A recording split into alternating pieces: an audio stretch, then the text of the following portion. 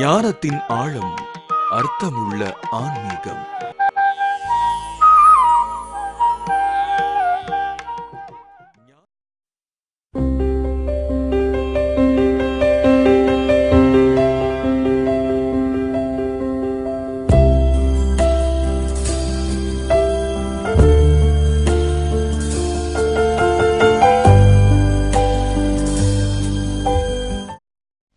அருள்ஜோதி தொலைக்காட்சி நேயர்களுக்கு வணக்கம்.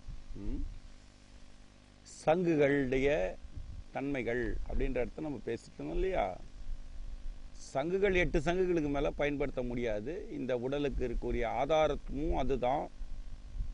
இந்த நம்முடைய உடலில் இருக்கக்கூடிய 8 ஆதாரங்களின் மூலமும் அதுதான். சங்குலேருந்து தான் எல்லாம் பிறகுது. ஒன்று கொள்ளும் போதோ அல்லது அந்த இணைப்புகள் ஒன்று சேரும் பொழுதோ ஆதார பகுதிகள் உருவாகிறது. 8 நிலை சங்குகளுடைய உயிரினங்கள் தான் அது. அந்த உயிரினங்கள் ஒன்று சாப்பிட்டுக்கவும் செய்யும் இல்லையா? அப்படி இருக்கும்போது இல்லை அதுலேருந்து வெளிப்படக்கூடிய இந்த கதிர்வீச்சுகள் அல்லது கழிவு ஏதோ சம்திங் ஒன்று சேரும் பொழுது அதுவே ஒன்றா சேர்ந்து சொன்னால் உறுப்புகளாக உருவாகுது. ஒரு உறுப்புகளும் ஒவ்வொரு கால எல்லைக்கு உட்பட்டு பல லட்ச வருஷங்கள் பல கோடிக்கணக்கான வருஷங்களில் நம்முடைய உள் உறுப்புகளாக மாறுது. அந்த வகையில் இதை எழுதியிருக்கும், புக்குங்களில் எழுதியிருக்கும். 5ஆம் வேதம்னு ஒரு புஸ்தகத்தில், காலசூத்திரன்ற புஸ்தகத்தில் எழுதியிருக்கும். இருந்தாலும் ஒரு 2-3 விஷயத்தை நம்ம நான் பதிவுகளை புக்கில் ஒரு மாதிரி கொடுத்துட்டு பேச்சில் விளக்கும் பொழுது அது சரியாக இருக்காது. அனுபவத்தை சொல்ல முடியாது, அனுபவிச்சதை எழுத முடியாது இல்லையா? அப்போ அனுபவிச்சதை எழுதியிருக்கும், அனுபவத்தை சொல்லின்னு இருக்கும். அனுபவமும் அனுபவிச்சதும் ஒன்று சேர்ந்துன்னா குழப்பம் வந்துடும். அப்போது இந்த உறுப்புகளில் இருதயம் அப்படின்ற ஒரு பொருள் உருவாக 12,96,00,000 வருஷம் ஆயிருக்கு ஒரு ஜீவனுக்கும்.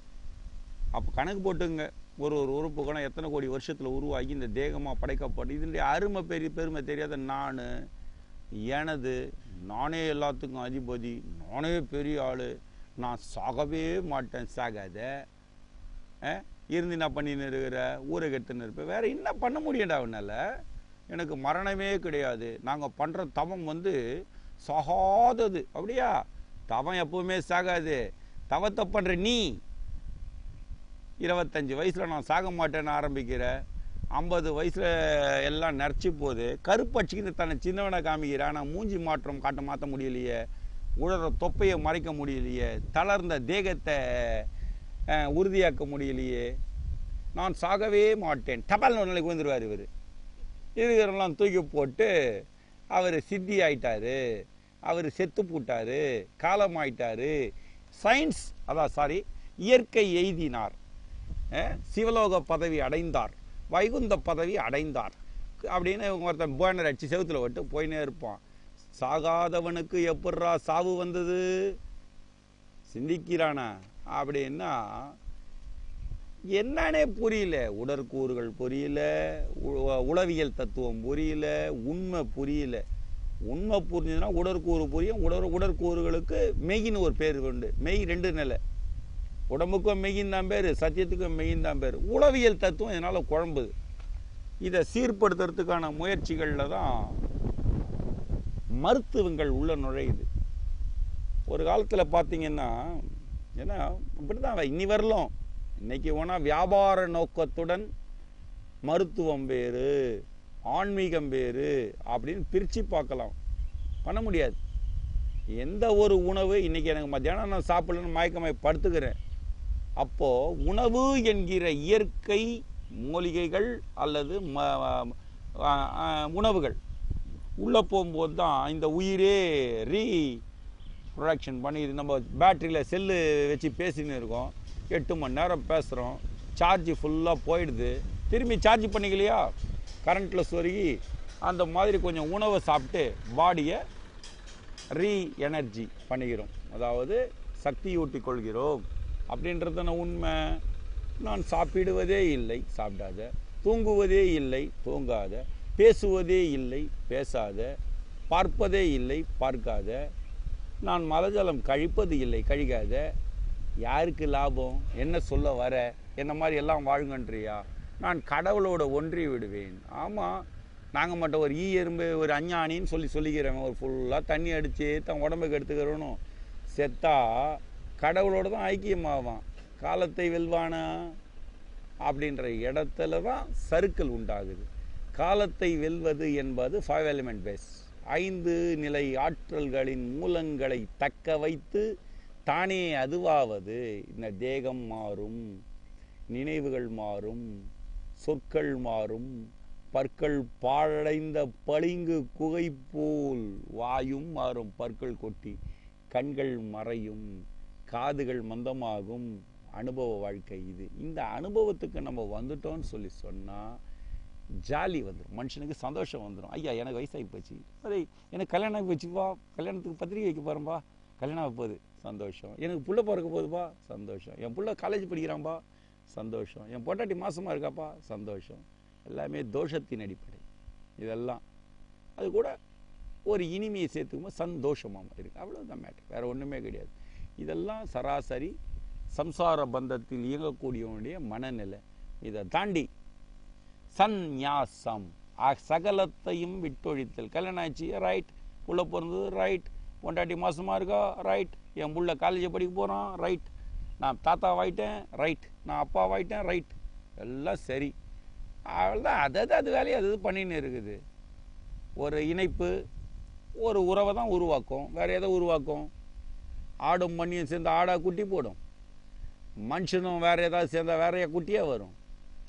அது அப்படி தான். பரிணாமம் சொல்கிற வழி என்னன்றதை பார்த்தாலே புரிஞ்சிடும். இந்த பரிணாமத்துடைய அடிப்படையை நம்ம புரிஞ்சிக்க முடியலன்னு சொல்லி சொன்னால் ஆன்மீகமும் புரியாது, அரசியலும் புரியாது, வாழ்க்கையும் புரியாத அழுக்கு மூட்டைகளாகவே நாம் வாழ முடியும்.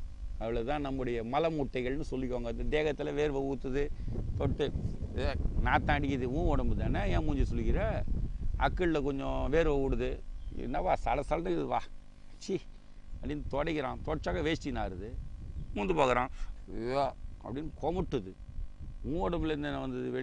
வேர்வை வெளிங்கேருந்து தான் வந்ததா? வயிற்றில் உண்ணும் உணவுகள் புழுவாக மாதிரி பெருசாக வெளியே விழுது. யாருக்கு பிறந்தது அது? நீ யார் கூட சேர்ந்த?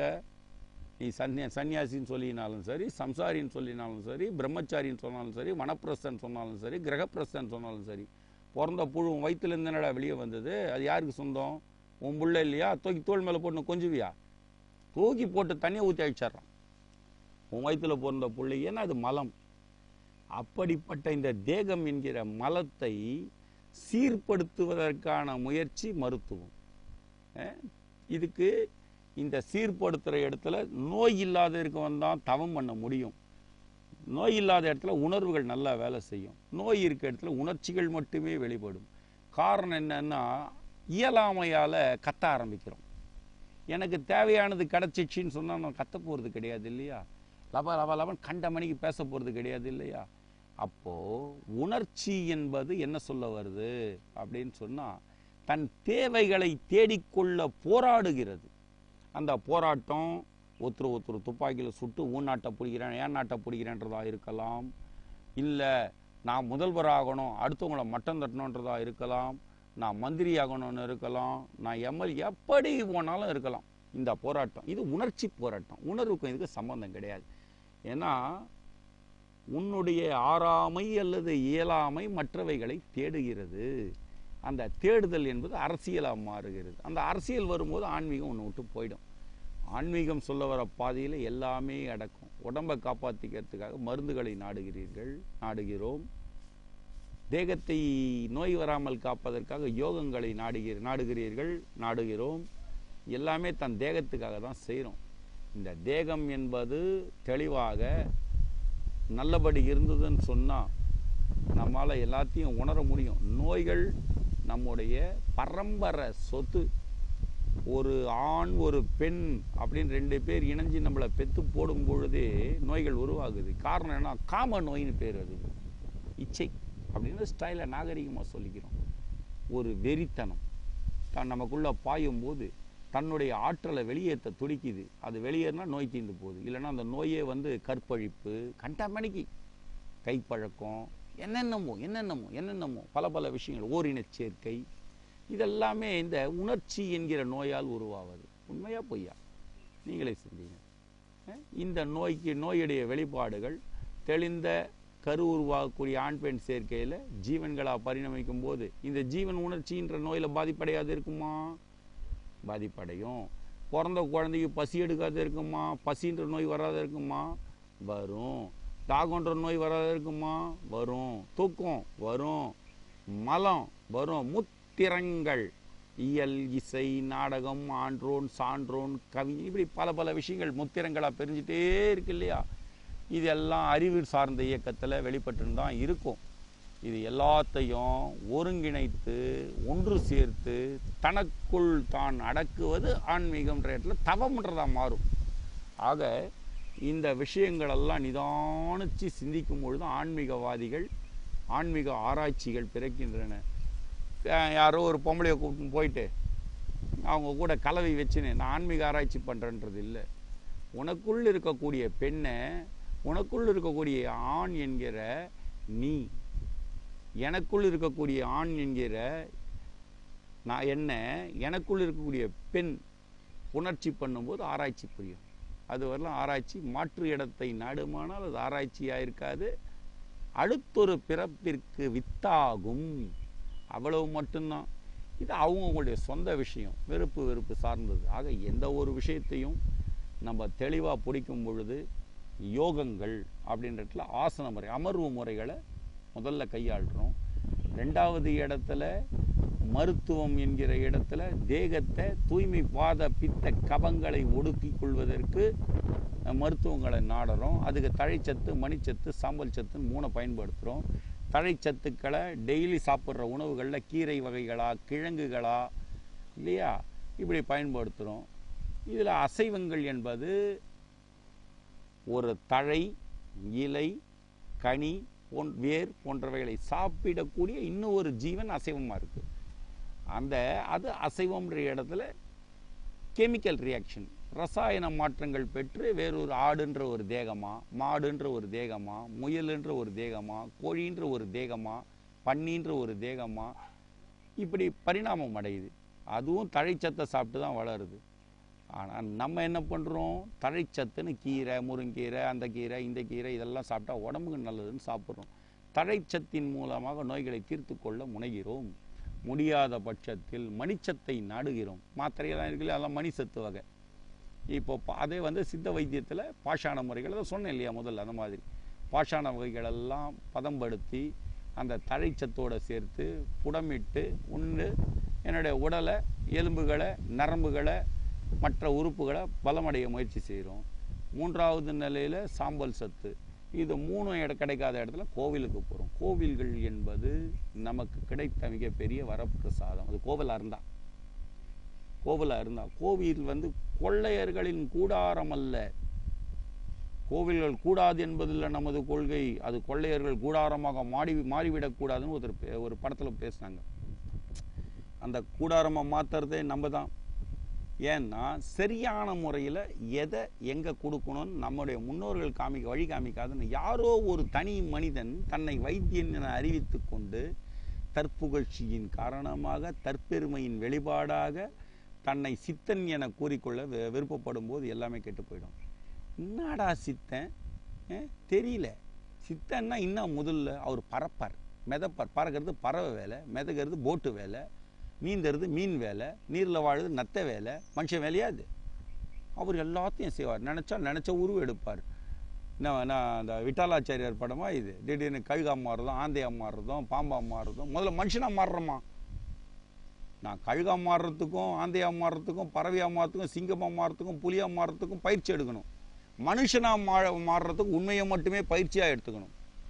செய்கிறோமா? அவர் அப்படிலாம் மாறுவார். திடீர்னு வருவார், திடீர்னு போவார். கொல்லிமலையில் ஒருத்தர் நடந்துட்டு இருக்கும்போது 2 பேரும் சாமி சித்தர்னாங்க. ஆடுறா, நம்மளுக்கு தெரியாது இந்த காட்டில் சித்தர். சரின்னு பார்த்தா யாரோ ஒருத்தர் மறைஞ்சிட்டார் கபால்னு. சொன்னேன், உனக்கு கக்கூஸ் போக வந்திருப்பான் காட்டுள்ள போயானா. இவர் பார்க்குற இடத்துக்கு அவருக்கு 1.5 கிலோமீட்டர் கீழே கபால்னு மறைஞ்சிட்டார். நாங்கள் உள்ளே இறங்கி இந்த நாய்க்குட்டி பழம்னு சொல்லுவாங்க, அதை பழம் எடுக்கிறதுக்காக போகிறோம். நான், காளின்னு ஒருத்தர், இன்னொருத்தர், 3 பேர் போகிறோம். இவர் மேலேருந்து கேமராவில் தேடிக்கிட்டு இருக்கிறார் சித்தரை. உள்ளே போனால், சாமி வணக்கம் சாமி, சௌக்கியமாகறீங்களான்னாரு. ஒரு பெரிய ஒரு கோமெண்ட் அவுத்து விட்டுன்னு அவருக்கு ஒரு 65 வயசு இருக்கும். நல்லா இருக்கேன் எப்படி இருக்கீங்க அப்படின்னு. நல்லா இருக்கிறேன் சாமின்னாரு.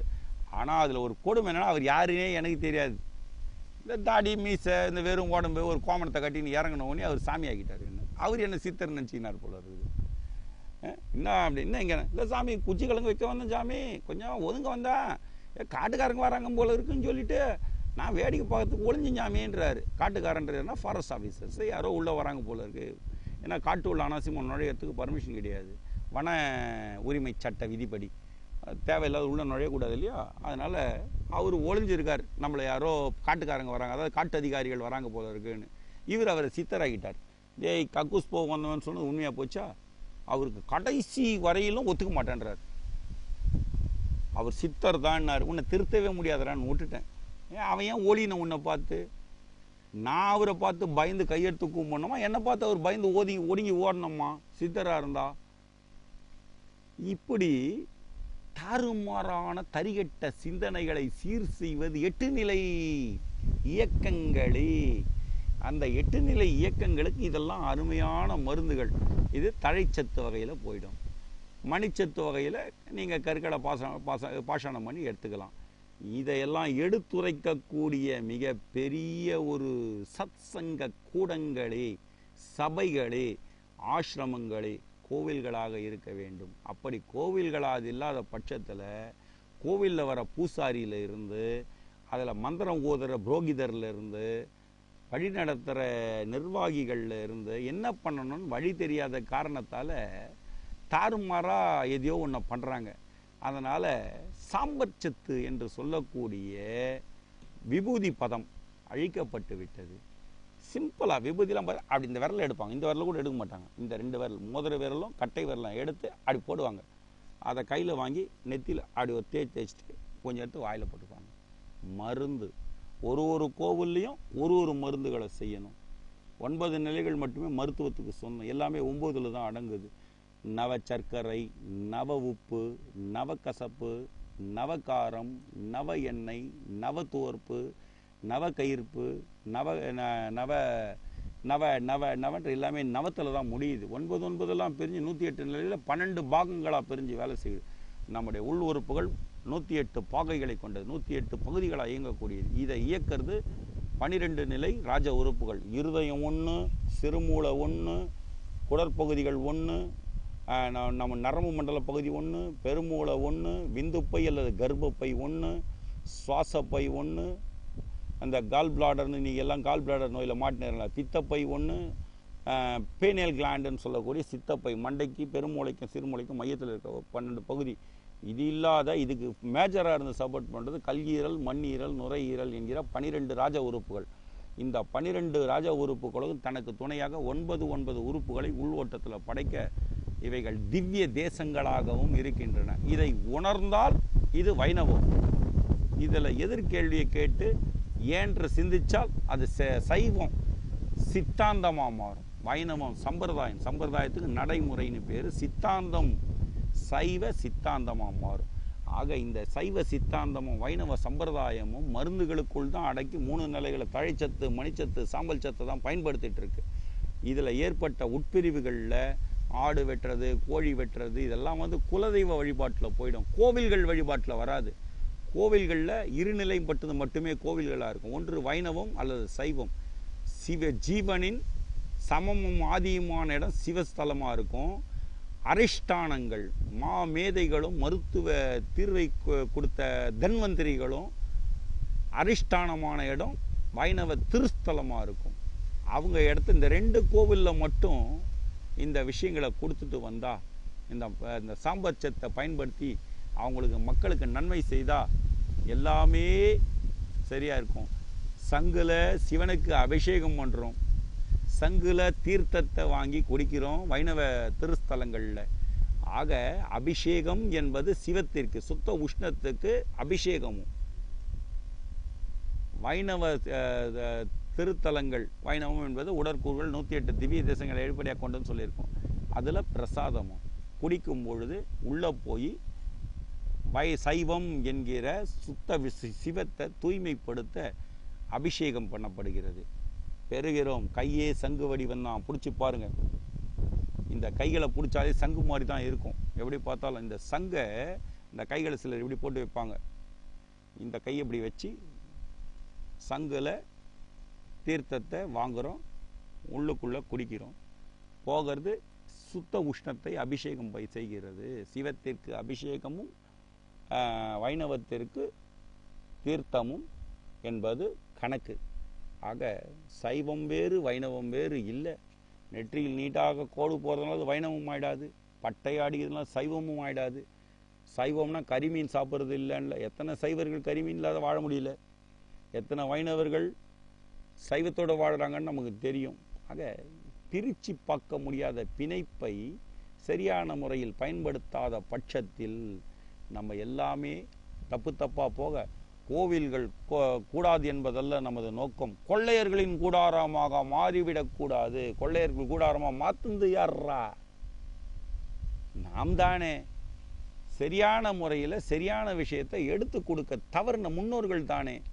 என் தகப்பனாக இருக்கட்டும், என் பாட்டனாக இருக்கட்டும், அவனுக்கு பாட்டனாக இருக்கட்டும், சரியான முறையில் இதுதான் இப்படித்தான்ற வரைமுறை முறைப்படுத்தி அதில் இருக்கக்கூடிய விஷயங்களை சரிப்படுத்தினா எல்லாமே தெளிவாகும். ஆக எந்த ஒரு விஷயத்தையும் தாறுமாறாக சிந்திச்சு இன்னைக்கு அரசாங்கத்தால் பாஷாண வகைகள் தடை செய்யப்பட்டு இருக்குன்னு சொல்லிக்கிறோம். இதெல்லாம் விற்கக்கூடாது. ஏன்னா இவன் சூசைட் பண்ணிக்கிறதுக்கு போனான்னா என்ன பண்ண முடியும்? பாவம்.